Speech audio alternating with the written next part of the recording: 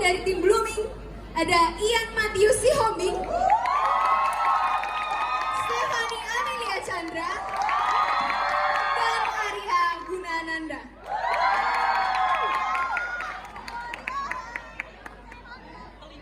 Untuk masing-masing tim dipersilahkan untuk mengirimkan satu perwakilan untuk melakukan sweep untuk menentukan tim pro dan tim kontra. Sweep akan dilakukan dengan sweep batu gunting kertas selama 1 kali. Yang menang akan menjadi tim pro dan yang kalah akan menjadi tim kontra. Dipersilahkan 3, 2, 1. Ya, tim kuning akan menjadi tim kontra, tim biru dan akan menjadi tim pro. Pembicara pertama dari tim pro dimohon mempersiapkan diri. Pembicara pertama akan mendapatkan waktu selama 3 menit.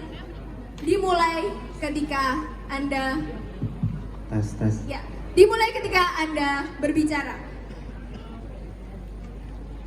Selamat pagi pada diri sekalian. Kami di sini sebagai tim pro mengatakan persetujuan kami terhadap Mosi yang mengatakan bahwa body positivity itu adalah satu hal yang sangat baik.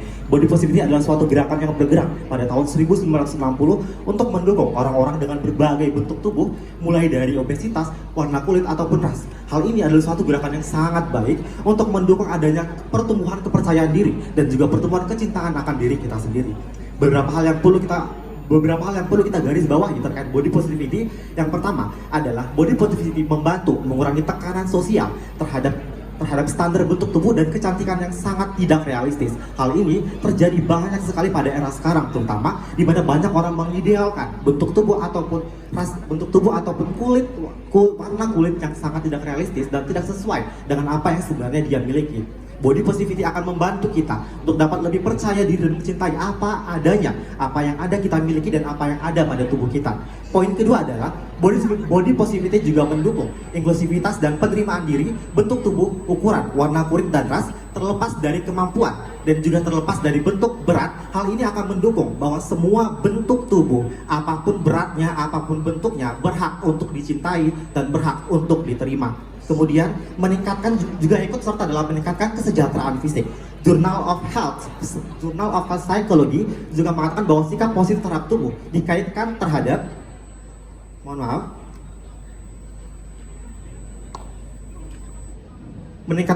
Journal of Health Psychology juga mengatakan bahwa sikap positif terhadap tubuh dikaitkan dengan perilaku kesehatan yang sangat baik dan stres yang sangat rendah. Hal ini juga membantu memberikan perlawanan terhadap diet yang sangat tidak sehat. Seperti yang kita ketahui, banyak orang-orang pada saat ini melakukan diet yang sangat tidak sehat, yang alih-alih memberikan kesehatan yang baik pada tubuh mereka, namun justru membunuh tubuh mereka. Hal ini menjadi satu gerakan yang sangat baik untuk memberikan poin penting bagi kita bahwa diet adalah bukan untuk mendapatkan tubuh yang ideal, namun adalah untuk mendapatkan tubuh yang sehat, baik secara fisik maupun jasmani. Saya percaya bahwasanya kesehatan tubuh itu bermula dari dalam. Ketika kita berhasil mencintai diri kita sendiri, maka kesehatan tubuh kita akan tercipta dan juga dapat teratur dengan sangat baik. Kemudian hal ini juga sangat baik digunakan untuk mendidik para anak-anak dari remaja masa kini. Seperti yang kita ketahui pada masa sekarang ini, banyak sekali anak-anak mengalami insecurity, banyak mengalami kehilangan jati diri, ataupun mengalami masalah kesehatan mental. Hal ini perlu digarisbawahi sebagai salah satu poin yang sangat penting guna membantu anak-anak ataupun remaja pada masa kini untuk dapat lebih percaya diri, membangun identitas diri mereka yang lebih sangat percaya dan dicintai oleh semua orang. Demikian saya pikir semoga body positivity dapat lebih banyak digaungkan lagi oleh kita semua untuk dapat menjadi suatu gerakan yang lebih baik lagi untuk guna menciptakan masyarakat yang lebih inklusif dan percaya diri dan juga terbuka terhadap keberagaman. Terima kasih. Terima kasih untuk pembicara pertama dari tim pro, tim biru. Dilanjutkan oleh pembicara pertama dari tim kuning sebagai tim kontra. Waktu 3 menit dipersilakan. Pewajaran terhadap ancaman kesehatan tidak dapat dibenarkan bagaimanapun caranya. Selamat siang Dewan Juri serta pemerhati di tempat sekalian. Tentunya rekan berpikir kami dari pihak afirmasi. Di sini berdiri saya selaku pembicara pertama dari pihak oposisi. Mohon maaf, dengan saya Nicholas Bentu Granil selaku pembicara pertama yang akan memberikan argumen saya dari sudut pandang esensi dan juga justifikasi. Pembicara kedua kami Yogi Satria yang akan membawakan argumen dari sudut pandang praktikal, dan tentunya pembicara ketiga kami William Angjaya yang akan memberikan kesimpulan dari jalannya perdebatan kita pada hari ini. Namun sebelumnya izinkan saya untuk menyanggar lebih dahulu Dewan Juri serta pemerhati debat. Saya hormati. Di sini sayang sekali dari pihak pembicara pertama pihak afirmasi tidak membawa yang namanya parameter. Lantas di manakah limitasi perdebatan kita hari ini? Tidak ada. Oleh karena itu kami dari pihak kontra berbaik hati untuk melimitasi perdebatan kita hari ini terbatas pada body positivity di Indonesia. Baiklah, selanjutnya pembicara pertama membawakan mengenai kesejahteraan fisik. Namun di sini sayang sekali pembicara pertama tidak menjelaskan kesejahteraan fisik seperti apa yang dimaksud, dan itu tentu sangat ambigu, memberikan pemikiran-pemikiran berlebih yang dimana kita tidak bisa membayangkan kesejahteraan fisik seperti apakah yang dibayangkan oleh banyak orang dengan gerakan body positivity ini.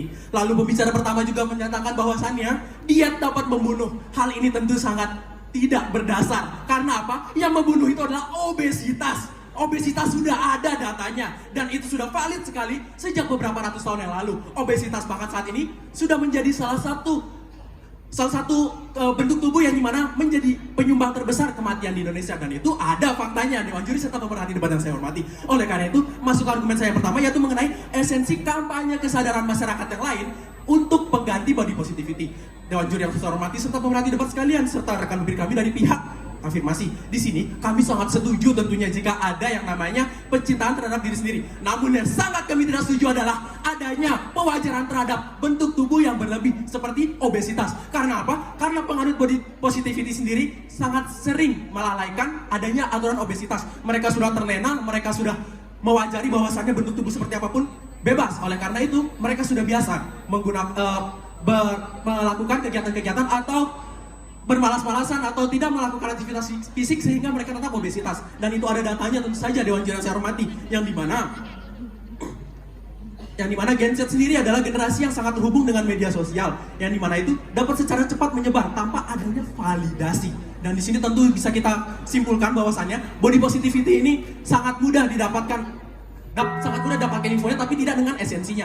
Dan adapun di sini dari Brigham Young University menyatakan bahwasannya dari 254 partisipan, 124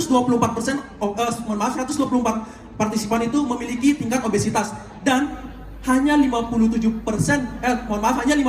partisipan yang terbiasa beraktivitas. Itu pun menurun sebesar 35% ya Dewan Juri yang terhormat. Oleh karena itu dapat disimpulkan bahwasannya orang dengan tingkat obesitas yang tinggi itu waktu tidak. habis. Terima kasih. Terima kasih pembicara pertama dari tim Pro. Dilanjutkan oleh sanggahan atau argumen dari pembicara kedua tim Pro dari tim Biru. Baik, terima kasih untuk Dewan Juri yang terhormat. Izinkan saya untuk kembali menguatkan argumen dari tim kami, speaker pertama Pro kami, dan juga akan menyanggah tim kontra speaker pertama yang tadi. Di mana kami menyetujui bahwa speaker pertama dari tim kontra menyatakan bahwa akan membatasi perdebatan kali ini hanya berdasarkan dari Indonesia, tapi dapat di-highlight pada kali ini bahwa seperti yang disampaikan pada speaker kami yang pertama tadi, bahwa gerakan body positivity ini tuh tidak dimulai dari Indonesia. Sayangnya ini dimulai sejak 1950 secara global. Dan apa yang memulai body positivity ini sendiri? Yang memulainya ternyata karena ada batasan ukuran dari pakaian wanita. Itulah yang memunculkan body positivity itu sendiri. Maka dari itu kita tidak bisa sebenarnya membatasi hanya di Indonesia, tetapi kita bisa terima di mana ini dikerucutkan mengarah ke sana. Nah, di sini penyampaian dari tim Pro Speaker pertama menyatakan bahwa tadi itu tuh mengurangi rasa kepercayaan, meningkatkan kepercayaan diri dan mengurangi tekanan mental, yang dimana diberikan contoh bahwa berdasarkan data, orang-orang yang memiliki sikap positif terhadap dirinya atau yang mencintai jiwanya secara mendalam itu akan membuat dia action yang keluar dari diri dia akan berlaku positif juga. Dan itu kontra sekali dengan apa yang dikatakan oleh speaker pertama tim kontra yang menyatakan bahwa kebanyakan orang itu percaya pada body positivity, di mana dia mencintai dirinya, tetapi secara fisik dia tidak mementingkan kesehatan. Tetapi menurut data, menurut dari Pew Research Center, itu 71 remaja Amerika menyatakan bahwa media sosial itu memiliki efek negatif. Betul, tetapi itu hanya pada citra tubuh mereka sendiri. Tetapi yang dapat kita highlight di sini, bahwa body positive itu kan tidak hanya berbicara tentang bentuk tubuh, tetapi juga warna kulit dan juga bahkan gender. Dan itu menyatakan bahwa kita tidak bisa mengerucutkan hanya pada masalah kesehatan, karena seperti data yang terbukti bahwa belum juga orang yang memiliki berat badan yang ideal itu ternyata memiliki tubuh fisik yang sehat. Itu adalah fakta yang membuktikan dengan jelas, dan bahwa orang-orang yang memiliki tubuh yang ideal juga belum tentu mereka memikirkan dan gaya hidup mereka juga sehat. Dan itu menandakan bahwa orang-orang yang digaungkan bahwa mereka harus memiliki body positivity, itu menandakan mereka bisa saja mencintai diri mereka dari dalam, dan itu akan terpancar nyata dari aksi mereka mencintai diri mereka. Misalnya seperti mereka merasa didukung dari sosial media yang kita tahu sangat marak seperti yang disampaikan oleh speaker pertama tim kontra, bahwa sosial media itu membuat tekanan mental yang sangat tinggi. Itu sangat betul menurut fakta. Tetapi dinyatakan bahwa orang-orang yang mendapatkan dukungan body positivity ini sendiri merasa bahwa ketika mereka didukung oleh statement bahwa mereka harus mencintai dan menerima diri mereka padanya, mau tidak mau mereka pasti akan menunjukkan itu dengan aksi yang mereka lakukan, seperti dengan mulai berolahraga, memperhatikan pola makan. Itu sudah terbukti berdasarkan fakta, yang dimana menurut penelitian American Physiological Association menyatakan persepsi tentang keindahan seringkali itu terkait dengan persepsi kesehatan. Itu adalah korelasi yang positif, dimana ketika seseorang mencintai dirinya dari dalam, itu akan terpancar dari actionnya. Jadi menurut speaker pertama, statement itu dapat dinyatakan tidak relevan dengan fakta yang ada. Dan juga menurut penelitian yang sama, body positivity itu membantu memisahkan antara konsep kecantikan fisik dan kesehatan yang sebenarnya. Padahal tidak. Seseorang secara nyata dan secara fakta menyatakan bahwa seseorang yang memiliki kecantikan fisik itu memiliki juga kecantikan dan kesehatan yang sebenarnya, karena mereka memiliki persepsi yang sudah didukung oleh body positivity yang digemparkan oleh semua orang, baik di sosial media ataupun orang-orang di sekitar, bahwa mereka perlu mencintai dirinya dan menerima diri mereka apa adanya, tidak melulu soal tentang bagaimana bentuk tubuh mereka, tetapi berdasarkan gender maupun warna kulit Waktu mereka. habis, cukup pembicara kedua dari tim pro. Terima kasih. Dilanjutkan oleh pembicara kedua dari tim kontra. Dipersilahkan, waktu 4 menit dimulai ketika Anda berbicara.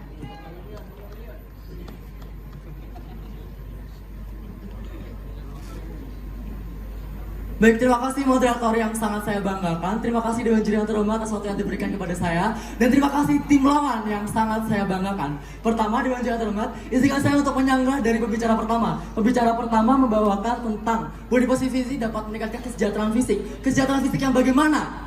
Ian. Yang kedua, pembicara pertama mengatakan bahwa ini membunuh tubuh mereka. Bukankah konsep dari body positivity ini justru yang akan membunuh tubuh mereka sendiri? Sepertinya tim lawan ini menutup mata akan kesehatan tubuh Dewan Juri yang terhormat. Lalu pembicara kedua, pembicara pertama, izinkan saya untuk menguatkan pembicara pertama kami. Pembicara pertama kami mengatakan bahwa kita dapat mengganti konsep body positivity itu dengan adanya kampanye kesehatan. Kita tahu bahwa kampanye kesehatan saat ini lebih penting Dewan Juri yang terhormat mengerti bagaimana kesehatan, pola makan yang seharusnya kita jaga, bukan membahas mengenai keindahan bentuk tubuh seperti yang pembicara kedua katakan. Lalu pembicara kedua sepertinya mengarahkan kita untuk membatasi limitasi kita ke dalam body positivity tingkat global. Padahal pembicara pertama tidak membawakan batasan atau parameter. Sedangkan kita tahu bahwa perdebatan seharusnya pembicara pertama tim pro membawakan limitasi, tapi pembicara pertama tidak membawakan limitasi. Oleh karena itu pembicara pertama saya membawakan limitasi di Indonesia, dan Anda mengulang lagi membatasi limitasinya di global. Ini seperti aja tim pro ini sama sekali tidak mengerti alur perdebatan hari ini Dewan Juri yang terhormat.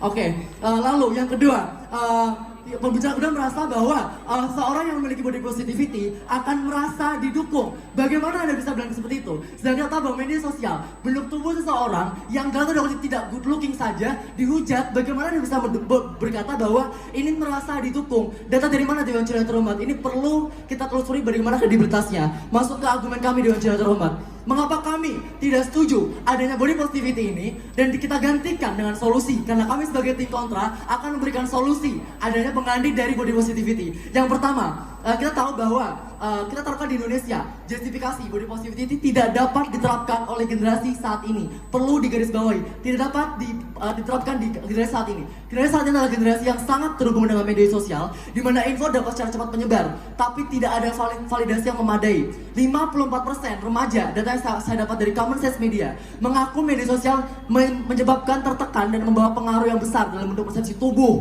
Bagaimana kita terus-menerus mengenai keindahan tubuh Dewan Juri yang terhormat. Lalu, masyarakat Indonesia minus literasi tidak dapat memaknai esensi dari body positivity ini Dewan Juri yang terhormat.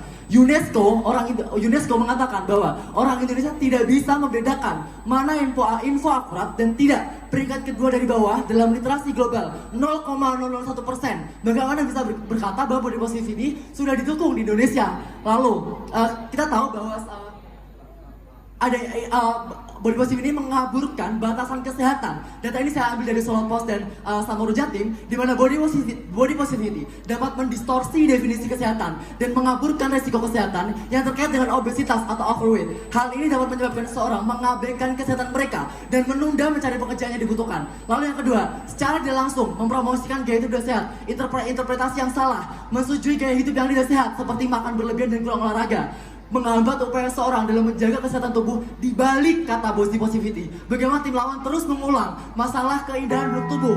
Lalu, data pendukung dari Jurnal Appetite bahwa orang yang mengidentifikasi diri mereka sebagai body positivity cenderung memiliki kebiasaan makan yang tidak sehat dan lebih sedikit berolahraga dibanding mereka yang tidak. Satu kalimat dari saya, setiap langkah kecil yang kamu ambil untuk menjaga kesehatan adalah langkah besar menuju masa depan yang baik. Saya Satria Putra, bangga menjadi Minions. Terima kasih pembicara kedua dari tim kontra. Dilanjutkan oleh closing statement dari pembicara terakhir tim pro. Dipersilakan.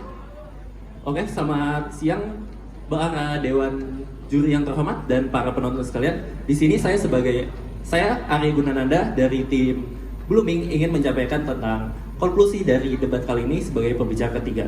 Nah, sebelumnya kita tahu bahwa body positivity ini merupakan hal yang penting, di mana hidup body positivity adalah gerakan yang mengajak seorang untuk hidup sehat dengan cara yang tepat. Tentu hal ini sangat kontradiktif dengan apa yang dikatakan oleh Oki sebelumnya, di mana body positivity itu memframing bahwa berat badan merupakan suatu hal yang toksik. Hal itu tidak dibenarkan. Nah, ada konotasi kontra terhadap opini dari kontra ini sendiri.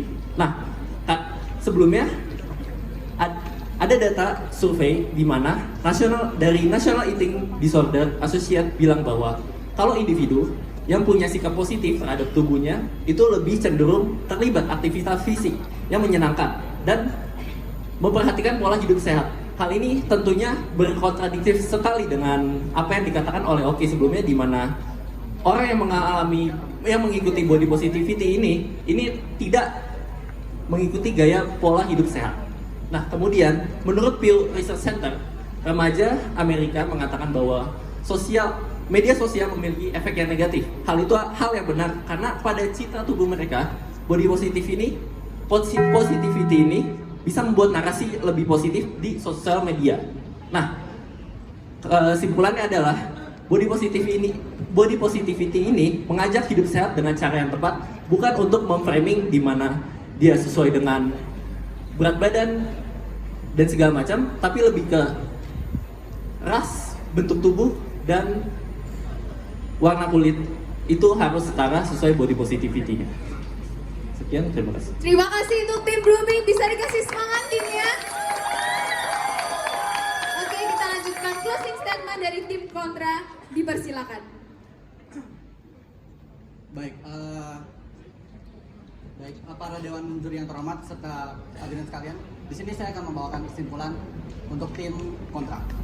Yang pertama, kita bisa melihat bahwa ini terbukti ya, bahwa faktanya tadi tim lawan itu tidak membawa parameter, sehingga kelompok kami pun harus membawa parameternya. Dan di sini kita telah men-set bahwa parameternya adalah body positivity di Indonesia, sedangkan lawan malah membawa skop global. Ini kan harusnya tim lawan membawa parameter dari awal, tidak membuat perdebatan seperti yang tadi Indonesia dan global. Terus juga untuk poin yang selanjutnya, tadi argumen dari pembicara pertama menyatakan bahwa obesitas adalah penyebab dari kematian, dan itu tidak dapat dibantah oleh lawan. Dan itu menunjukkan bahwa argumen kami valid dan tidak bisa dibantah oleh lawan tentang obesitas tadi. Lalu juga yang selanjutnya, kesejahteraan fisik yang disebutkan oleh lawan itu ambigu. Apa yang dimaksud dengan kesejahteraan fisik? Lalu juga adanya lalu juga lawan tidak bisa menyanggah tadi poin tentang obesitas. Lalu lawan juga terlalu fokus kepada topik diet, bukan pada body positivity itu sendiri. Dan selanjutnya lawan juga menyebutkan bahwa media sosial itu menyebabkan stres atau lainnya, sedangkan pembicara pertama menyatakan bahwa media sosial itu membuat Gen Z itu merasa terombang-ambing. Lalu yang terakhir, pembicara ketiga membawa data yang baru, sedangkan di peraturan kami tidak boleh membawa data baru untuk pembicara yang ketiga. Dan di sini saya akan memberikan analogi di mana lawan itu seperti membawa pedang bermata dua, tetapi menusuk dirinya sendiri karena sanggahan yang diberikan itu tidak relevan. Dibuktikan dengan Waktu habis. Terima kasih untuk pembicara terakhir di tim kontra. Bisa dikasih aplaus buat tim kuning.